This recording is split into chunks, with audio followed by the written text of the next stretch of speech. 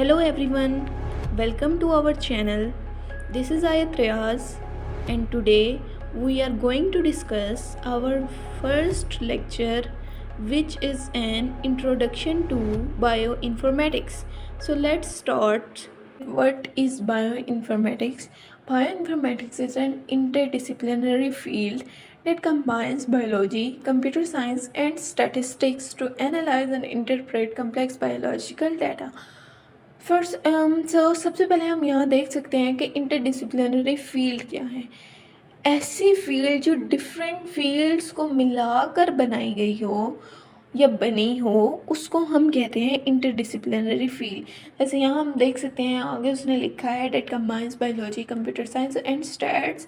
मतलब stats, biology और computer science को मिलाने से जो एक फील्ड बनी है वो होगी इंटरडिसिप्लिनरी फील्ड, और उसको हमने नाम दे दिया है किस चीज़ का? बायोइन्फॉर्मेटिक्स का। टू एनालाइज एंड इंटरप्रेट करने के लिए, एनालाइज करना होता है किसी चीज़ पर डीपली रिसर्च करना, और इंटरप्रेट करना होता है उस रिसर्च को यूज़ में लेके आना। सो एनालाइज करने के लिए और इंटरप्रेट करने के लिए किस चीज़ को एनालाइज और इंटरप्रेट करना? कम्प्लेक्स बायोलॉजिकल डाटा को। कम्प्लेक्स बायोलॉजिकल डाटा क्या होता है? कम्प्लेक्स बायोलॉजिकल डाटा कोई भी ह्यूज और मैसिव डाटा जो होता है, तो जैसे हमारे पास एक डीएनए है, डीएनए के अंदर बिलियंस ऑफ न्यूक्लियोटाइड्स होते हैं। अगर हम एक ह्यूमन बॉडी की बात करें तो ह्यूमन बॉडी में ट्रिलियंस ऑफ सेल्स होते हैं, और हर सेल के अंदर एक न्यूक्लियोटाइड, एक डीएनए होता है, विच मीन्स के ह्यूमन बॉडी के अंदर ट्रिलियंस ऑफ डीएनए होते हैं, और हर डीएनए के अंदर बिलियंस ऑफ न्यूक्लियोटाइड मौजूद होते हैं। तो ये होता है कम्प्लेक्स बायोलॉजिकल डाटा। यहाँ से आपको अंदाज़ा हो सकता है कि कितना कम्प्लेक्स डाटा होता है। तो it is the use of computer technology. इसमें हम कंप्यूटर की टेक्नोलॉजी को यूज़ करते हैं कलेक्ट करने के लिए, स्टोर करने के लिए और एनालाइज करने के लिए बायोलॉजिकल डाटा को। तो ये तो हो गई बायोइन्फॉर्मेटिक्स की बात।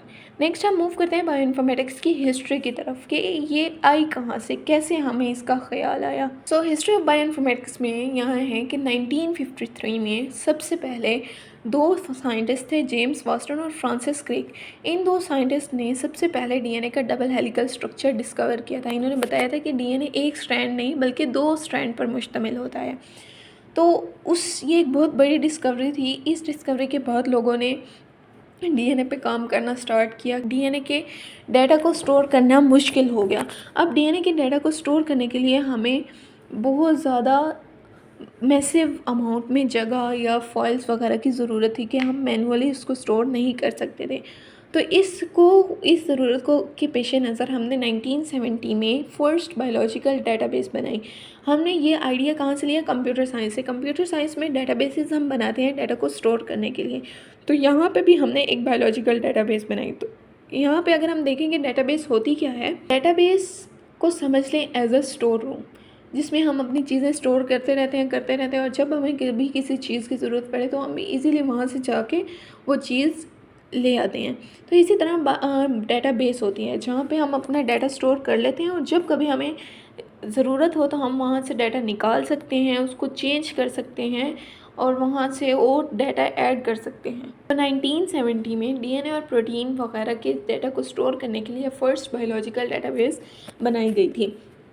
फिर बायोलॉजी और कंप्यूटर साइंस का आपस में इतना गहरा रिलेशन हो गया डाटा के मामले में कि बायोलॉजी कंप्यूटर साइंस के बगैर काम कर ही नहीं सकती थी।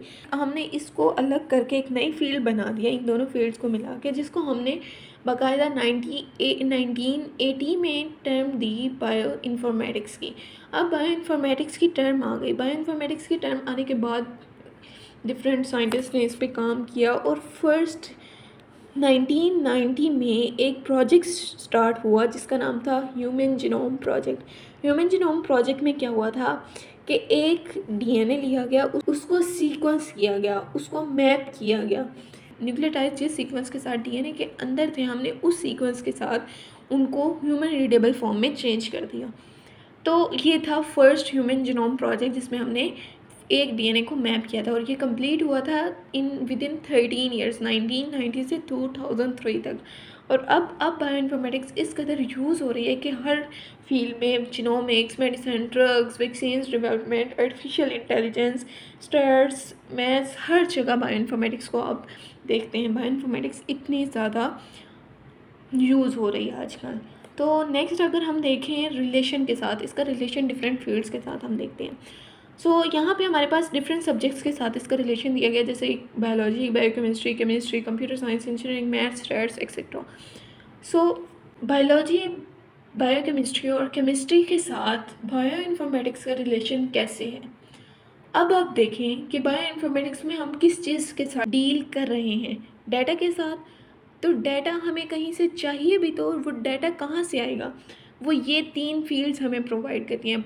बायोलॉजी हो गई, बायो केमिस्ट्री हो गई या केमिस्ट्री हो गई, ये तीनों फील्ड्स हमें मिलके डाटा प्रोवाइड करते हैं। अब उस डाटा को हमने स्टोर करना है, उसको हमने कलेक्ट करना है। वो हम कैसे करते हैं, इसके लिए हमें ज़रूरत पेश आई कंप्यूटर साइंस और इंजीनियरिंग की। इन दोनों की हेल्प से हमने डाटा को, पहले हमने 3 फील्ड्स की हेल्प से डाटा लिया, फिर 2 फील्ड्स ली और उनकी मदद से हमने डाटा को कलेक्ट कर लिया और स्टोर कर लिया। अब बारी थी डाटा को एनालाइज करने की। डाटा को हम एनालाइज कैसे करते, तो हमारे जहन में ख्याल आया मैथ्स का और स्टैट्स का। हमने क्या किया, मैथ्स और स्टैट्स को भी इसके अंदर डाल दिया। मैथ्स और स्टैट्स में हम डिफरेंट फार्मूलाज या ग्राफ्स वगैरह को यूज़ करके अपने डाटा को एनालाइज करते हैं। तो इस तरह से इस फील्ड का ताल्लुक डिफरेंट फील्ड्स के साथ बनता है। नेक्स्ट हम मूव करते हैं बायो इन्फॉर्मेटिक्स के डिफरेंस फ्रॉम कंप्यूटेशनल बायोलॉजी। बहुत से लोग ये समझते हैं कि बायो इन्फॉर्मेटिक्स और कंप्यूटेशनल बायोलॉजी दोनों सेम चीज़ें हैं, लेकिन ऐसा नहीं है। बायो इन्फॉर्मेटिक्स जो है उसमें क्या होता है, बायो इन्फॉर्मेटिक्स में हमारा मेन फोकस होता है डाटा के ऊपर। हम डील करते हैं डाटा के साथ, जैसे यहाँ पे लिखा भी हुआ है, focuses on storing and analysing biological data, कि ये फोकस करती है डाटा को स्टोर करने पे और उसको एनालाइज करने पे। Uses database tools and softwares, databases को यूज़ करती है और सॉफ्टवेयर टूल्स वगैरह को ये यूज़ करती है। मोर डाटा ओरिएंटेड, मतलब इसकी डायरेक्शन ज़्यादातर डाटा ही की तरफ होती है, उसके अलावा इसका किसी चीज़ से लेना देना नहीं होता। अब अगर हम बात करें कंप्यूटेशनल बायोलॉजी की, तो कंप्यूटेशनल बायोलॉजी जो होती है उसमें हम उस डाटा को इंटरप्रेट कर रहे होते हैं, मतलब उसका प्रैक्टिकल यूज़ कर रहे होते हैं। जो डाटा हमने स्टोर किया होता है उसका हम प्रैक्टिकली यूज़ कर रहे होते हैं। जैसे यहाँ पे लिखा हुआ भी है, focuses on understanding biological system using computer based models. जो डाटा डेटाबेसेस में स्टोर है वो उस डाटा को यूज़ करके, कंप्यूटर बेस्ड मॉडल्स वही होंगे ना डेटाबेसेस वगैरह, उसको यूज़ करके ये बायोलॉजिकल सिस्टम को अंडरस्टैंड करते हैं। Uses simulations and mathematical models, simulations और मैथमेटिकल मॉडल्स वगैरह यूज़ करते हैं। सिमुलेशंस क्या होती हैं, सिमुलेशंस कोई मिनी क्लिप हो गया जो हम शो कर देते हैं स्क्रीन पे, जैसे वीडियो पे यूट्यूब पे वगैरह पे होते हैं वैसे। तो मोर थ्योरी एंड प्रिडिक्शन ओरिएंटेड, ये अपने, अब इसका फोकस ज़्यादातर थ्योरीज़ की तरफ होता है। जो कंप्यूटेशनल बायोलॉजिस्ट होते हैं वो क्या करते हैं, अपने जो उनका एक्सपीरियंस्ड होता है उसकी बेस पर थ्योरीज़ पेश करते हैं और प्रिडिक्शन कहते हैं कि मे बी ऐसा हो, ऐसा अगर ये डाटा ऐसा है तो हो सकता है कि ये ऐसा हो इस तरह से। तो अगर हम इसको एक एग्जांपल से समझें तो उसमें होगा, फॉर एग्जांपल एक समझ लें, एक हॉस्पिटल है, उसमें 1000 पेशेंट्स हैं। बायो इन्फॉर्मेटिशियंस का क्या काम होगा, उन 1000 पेशेंट्स के डाटा को कलेक्ट करना, उनको डेटाबेस में स्टोर करना, उनको एनालाइज करना। यहाँ तक बायो इन्फॉर्मेटिशियंस का काम ख़त्म हो जाता है। फिर आते हैं कंप्यूटेशनल बायोलॉजिस्ट, उनका क्या काम होता है, वो उस डाटा को जो उन्होंने एनालाइज किया होता है बायो इन्फॉर्मेटिशियंस ने, उसको उठाते हैं और उसको देखते हैं, उसमें प्रिडिक्शन करते हैं कि अगर ये डाटा ऐसे हैं तो दूसरा डाटा कैसे होगा। मतलब अगर एक पेशेंट का डाटा ऐसे है और दूसरे पेशेंट का डाटा ऐसे है तो किस पेशेंट में कौन सी डिजीज़ हो सकती है। तो ये काम होता है कंप्यूटेशनल बायोलॉजिस्ट का। नेक्स्ट हम मूव करते हैं कि हमें बायो इन्फॉर्मेटिक्स की ज़रूरत पेश क्यों आई। बायो इन्फॉर्मेटिक्स अब तक जितना हमने पढ़ा है आप लोगों को थोड़ा बहुत आइडिया हो गया होगा कि हमें उसकी ज़रूरत क्यों पेश आई। To manage massive biological data, हमारा डाटा बहुत ज़्यादा हो गया था। डीएनए और प्रोटीन्स, जैसे हमने बात की कि एक डीएनए में बिलियंस ऑफ न्यूक्लियोटाइड्स होते हैं, तो जब एक ह्यूमन के अंदर ही ट्रिलियंस ऑफ डीएनए हैं और हर डीएनए के अंदर बिलियंस ऑफ न्यूक्लियोटाइड्स हैं, तो इतने मिलियंस ऑफ जो ह्यूमंस हैं या जो एनिमल्स हैं उनका डाटा हम कैसे स्टोर करते हैं। तो उस मैसिव डाटा को, उस डाटा को स्टोर करने के लिए, मैनेज करने के लिए हमें इसकी ज़रूरत पेश आई। नेक्स्ट वो कह रहा है to decode biological information, biological information को डिकोड करने के लिए। अब डिकोड करने का क्या मतलब होता है? अब हमारे पास जो डीएनए के अंदर न्यूक्लियोटाइड्स होते हैं, कुछ पार्ट जो होता है न्यूक्लियोटाइड का वो हमारे आई कलर को रेफर कर रहा होता है, कुछ हमारी हाइट को प्रेजेंट कर रहा होता है। तो कौन से जो पार्ट है वो किस चीज़ को रिप्रेजेंट कर रहा है, इस चीज़ को देखना डीकोडिंग कहलाता है। तो डीकोडिंग बायोलॉजिकल इन्फॉर्मेशन इसको कहते हैं।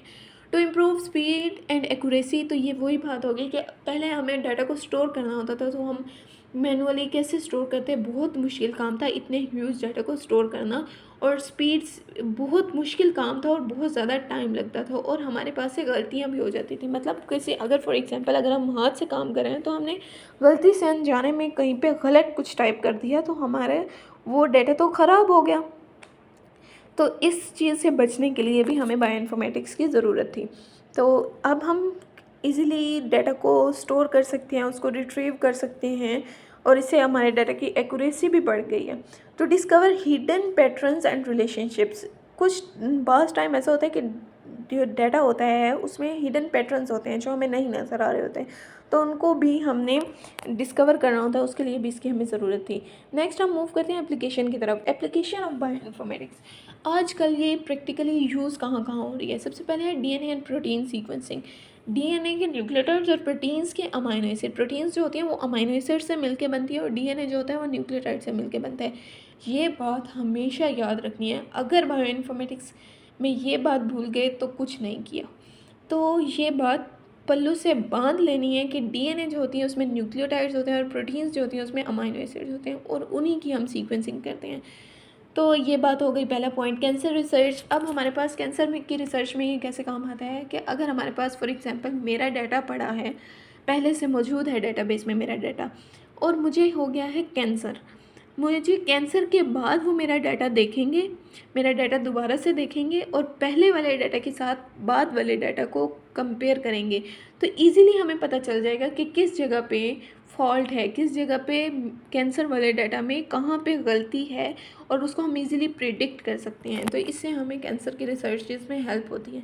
फोरेंसिक साइंस, फोरेंसिक क्या होती है? फोरेंसिक क्राइम वगैरह की हमने इन्वेस्टिगेशंस वगैरह जब करनी हो, जैसे मूवीज़ वगैरह में हमने देखा होगा कि किसी के बाल से, किसी के नाखून वगैरह से हम जो मुजरिम होता है उसको हम पकड़ लेते हैं। तो वो क्या होता है, उसके जो हमने नाखून लिया है फॉर एग्जांपल का, तो उसके अंदर उसके सेल्स होंगे, और सेल्स के अंदर डीएनए होगा, और डीएनए आ गया तो मतलब वो बंदा पकड़ा गया। तो ये होता है। जीन थेरापी यही है कि अगर हमारे पास एक जीन ख़राब हो गया तो उसको सेट करना। वैक्सीन डेवलपमेंट में कैसे हेल्प करता है कि जो वायरसेस होते हैं वो अपनी शेप रेगुलरली चेंज करते रहते हैं। तो जब हमें उनके पैटर्न की समझ आ जाती है कि किस पैटर्न्स के साथ वो चेंज करें, तो हम उन पैटर्न को अंडरस्टैंड करते हुए वैक्सीन्स बनाते हैं कि मे बी जो वायरस है उसकी नेक्स्ट शेप ये होगी, तो उसके लिए ये केमिकल होगा, उसके लिए ये वैक्सीन बनेगी। तो इस तरह से होते हैं। एवोल्यूशनरी बायोलॉजी में एवोल्यूशनरी जो हमारे एंसेस्टर्स थे उनके डाटा को और मॉडर्न ह्यूमन के डाटा वगैरह को कंपेयर कर सकती हैं। That's all for today's lecture. I hope कि बायो इन्फॉर्मेटिक्स का ये बेसिक कंसेप्ट आप सबको प्रॉपरली क्लियर हो गया होगा। अगर वीडियो आपके लिए हेल्पफुल थी तो वीडियो को लाइक कीजिए, अपने फ्रेंड्स के साथ शेयर कीजिए, और चैनल को सब्सक्राइब करना मत भूलिए।